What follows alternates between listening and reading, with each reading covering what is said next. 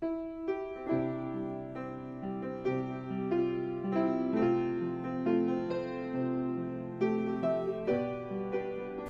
kita lihat saudaraku, San Paulus kepada Timotius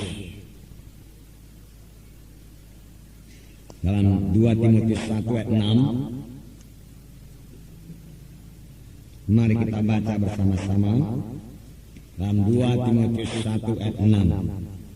Karena itulah kuperingatkan engkau untuk mengobarkan karunia Allah yang ada padamu oleh penumpangan tanganku atasmu. Sekali lagi, karena itulah kuperingatkan engkau untuk mengobarkan karunia Allah yang ada padamu oleh penumpangan tanganku atasmu. Kobarkan karunia Allah yang ada padamu. Praktekkan karunia Allah yang ada padamu.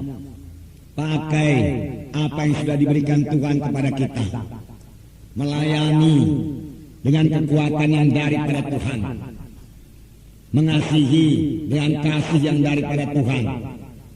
Saudaraku, dengan demikian apa yang sudah diberikan Tuhan itu bisa bertambah-tambah dalam kita. Kalau kita tidak mengobarkannya, saudaraku, apa yang ada pada kita ini pun diambil daripada kita. Jadi, saudaraku, kehidupan rohani kita tidak boleh merosot. Pelayanan kita pun tidak boleh merosot. Paulus mengingatkan Timotius supaya dia mengkobarkan karunia Tuhan itu yang ada padanya. Jadi tidak pasif saja dengan berkata, haleluya Tuhan, terpujilah namamu Tuhan Yesus, aku sedang kau karuniakan karuniamu Tuhan untuk melayani. Puji Tuhan. Tidak sampai sedemikian saja. Kita harus menghidupkan karunia Tuhan dalam kita. Kalau kita sudah mulai perhatikan tangan saudaraku dan orang yang kita letakkan tangan itu sembuh saudaraku, mari langsungkan lagi bertambah-tambah. Tidak biasa-biasa saja. Tidak rutin saja. Sebagaimana dikatakan oleh orang dunia ini, rutin saja, biasa-biasa saja. Dalam Tuhan tidak ada biasa-biasa. Dalam Tuhan kita bertumbuh, atau kalau kita tidak bertumbuh, kita sudah mundur. Doa kita pun tidak bisa biasa-biasa saja. Kalau doa kita biasa-biasa saja, kita akan merosot. Boleh jadi waktunya, saudaraku, biasa-biasa, 1 jam atau jam lebih sedikit. Harus kita tetapkan demikian. Tapi, saudaraku, isi doa itu bertambah hari, bertambah menurut kehendak Tuhan. Bertambah hari bertambah rohani, bertambah hari bertambah berkuasa. Apalagi kalau kepada saudara sudah dikaruniakan karunia-karunia Tuhan.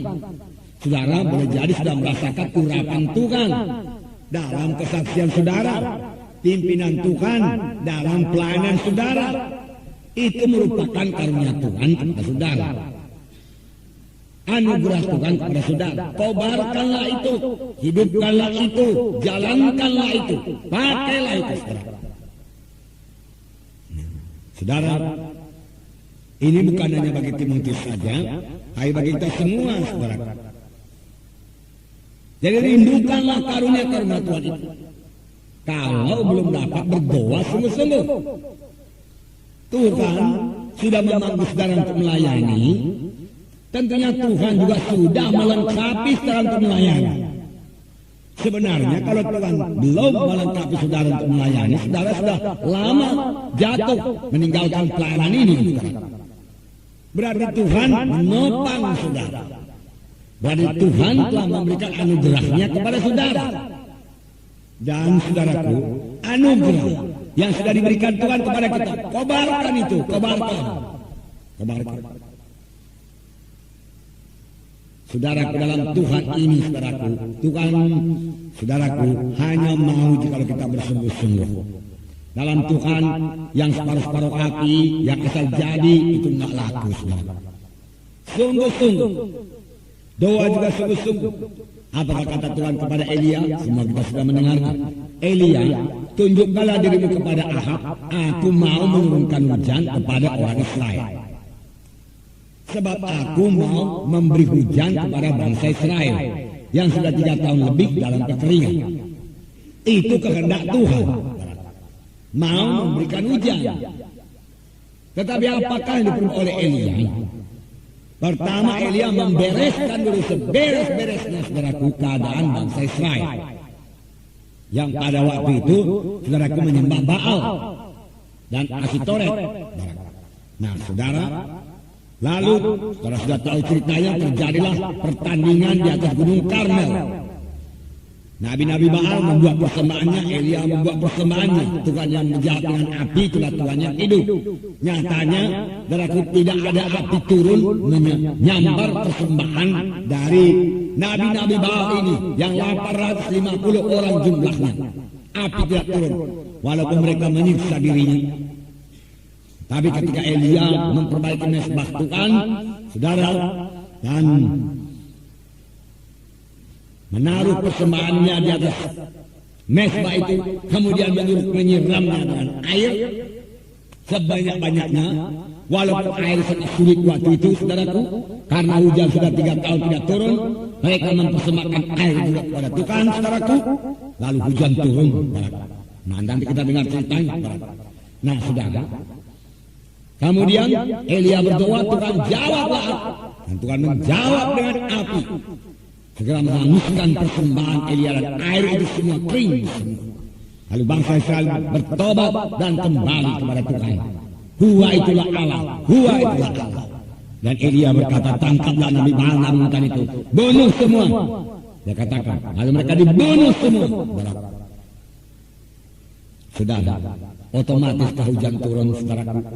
Tidak. Ini yang perlu kita perhatikan. Otomatiskah saudaraku karunia Tuhan terus bekerja kepada kita? Tidak. Sering saudara dengar paman berkata, bayar harganya. You have to pay the price. You must pay the price. Apakah diperbuat oleh Elia? Saudaraku, Elia berdoa. Setelah selesai pertempuran itu, saudaraku, dia menang. Nabi-nabi Baal dibunuh semua, dan dia berdoa dengan mukanya di antara kedua lututnya. Mohon supaya Tuhan menggenapi janjinya. Tuhan memang sudah berkata, aku mau menurunkan hujan. Mengapa tidak turun saja hujan? Nyatanya tidak. Elia berdoa, sungguh-sungguh dia berdoa. Selesai dia berdoa, dia suruh hambanya, lihatlah ke arah laut. Apakah hujan sudah turun? Saudara, hambanya tidak punya kerinduan rohani, tidak punya beban apa-apa, saudaraku. Seenaknya saja melihat ke laut, saudaraku, dan dia pulang bawa berita, tidak ada apa-apa ya. Tidak punya beban. Saudaraku, yang melayani ini harus punya beban, mengasihi jiwa-jiwa. Lihatlah apa yang dikatakan Tuhan Yesus. Ketika Yesus melihat orang banyak itu, tergeraklah hatinya oleh belas kasihan. Karena mereka sebagai domba-domba yang tidak bergembala. Ketika melihat orang sakit kusta yang berseru kepadanya, Yesus, kalau engkau mau, engkau sanggup mentahirkan hamba. Tergeraklah hati Yesus oleh belas kasihan. Inilah hati Yesus, saudara. Masih banyak lagi dikatakan tergeraklah hatinya oleh belas kasihan. Perempuan bukan perempuan. Orang Samaria yang baik hati itu, saudaraku, melihat orang yang disambung itu, setelah dia lihat orang itu disambung dan hampir mati, tergeraklah hatinya oleh belas kasihan, dan dia melayani. Hati yang seperti ini harus kita miliki. Kalau tidak, saudaraku, berat kita rasa melayani ini. Karena tidak ada yang memuji kita, kerap kali juga tidak ada yang melihat kita, yang memang sebenarnya pun tidak perlu kita lihat orang. Yang perlu kita sampai kepada maksud Tuhan, kita sampai kepada panggilan Tuhan. Kita melayani dengan segenap hati kita. Kita mengasihi Tuhan, mengasihi jiwa-jiwa itu. Kita mau jiwa-jiwa itu sampai kepada panggilan Tuhan, sampai kepada maksud Tuhan.